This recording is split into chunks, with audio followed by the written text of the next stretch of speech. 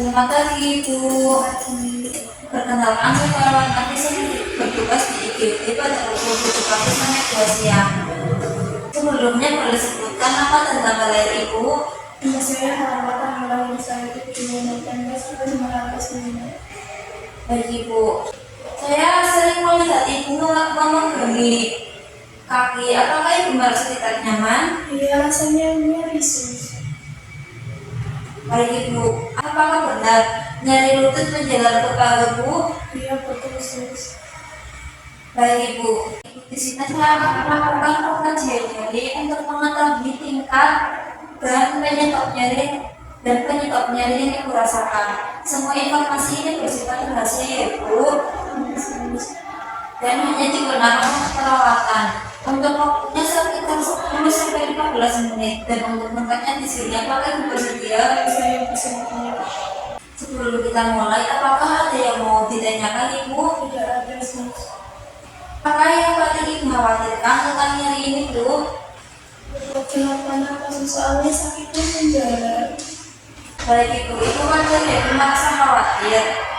Saya akan membantu mengaji nyeri ini dengan teliti, ya, Ibu. Apa yang membuat nyerinya berkurang atau bertambah? Saat saya sedang tidak beraktivitas, nyerinya mending sus, tidak sakit. Tapi kalau saya buat orang itu sakit. Baik, Ibu. Nyerinya terasa seperti apa, ya, Bu? Apakah tajam, berdengut, atau seperti ditarik, ya, Bu? Seperti ditarik sus. Bagaimana, ya, Bu, nyeri yang paling sakit? Di bagian lutut menjalar ke paha sus. Nyerinya nilai berapa, ya, Bu? Dari 0 sampai 10. Jika nilai 0 tidak nyeri sama sekali dan 10 sangat nyeri, ya, Bu. Skalanya hanya 7 sus. Apakah nyerinya terus menerus atau hilang timbul? Rasanya sakitnya terus menerus sejak pagi sus. Menurut Ibu, apa penyebab nyeri yang dirasakan, ya, Bu? Kelelahan.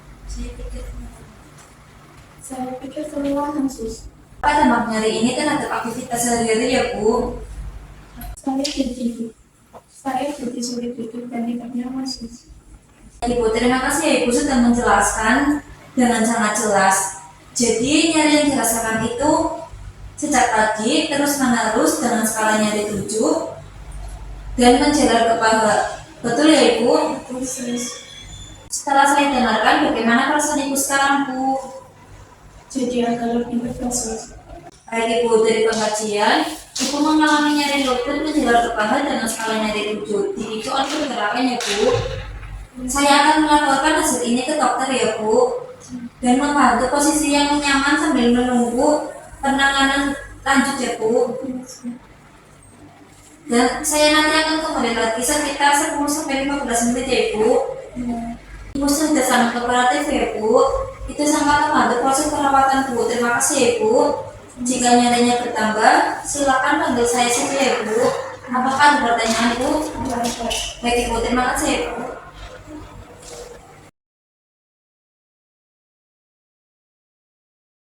Di sini saya akan menyampaikan hambatan komunikasi terpetik pada pasien. Pertama, ada hambatan nyeri sedang sampai berat pada pasien. Alasannya, nyeri dapat menurunkan konsentrasi pada pasien, sehingga kita sebagai perawat harus menyampaikan dengan pertanyaan singkat dan jelas, dan tetap menyampaikan informasi penting tanpa menambah beban fisik maupun emosional.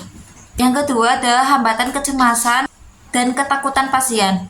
Alasannya, kecemasan dapat menyebabkan pasien menutup diri dan menjawab pertanyaan yang tidak lengkap, sehingga klarifikasi dan penjelasan meningkatkan rasa aman dan kenyamanan pada pasien. Selanjutnya, ada lingkungan UGD yang terlalu ramai dan berisik.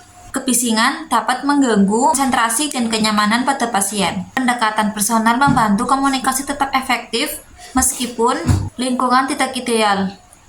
Yang selanjutnya ada hambatan persepsi nyeri pada pasien. Nyeri bersifat subjektif, sehingga penggunaan alat ukur standar meningkatkan akurasi data dan mengurangi salah tafsir. Terakhir ada hambatan keterbatasan waktu di UGD. Efisiensi komunikasi dibutuhkan agar pasien dapat mendapatkan pengkajian optimal tanpa menghambat alur pelayanan UGD. Jadi kesimpulannya pada kasus ini hambatan utama adalah nyeri, kecemasan, dan lingkungan UGD. Perawat mengatasi hambatan tersebut melalui komunikasi terapeutik verbal dan non-verbal. Sekian, terima kasih.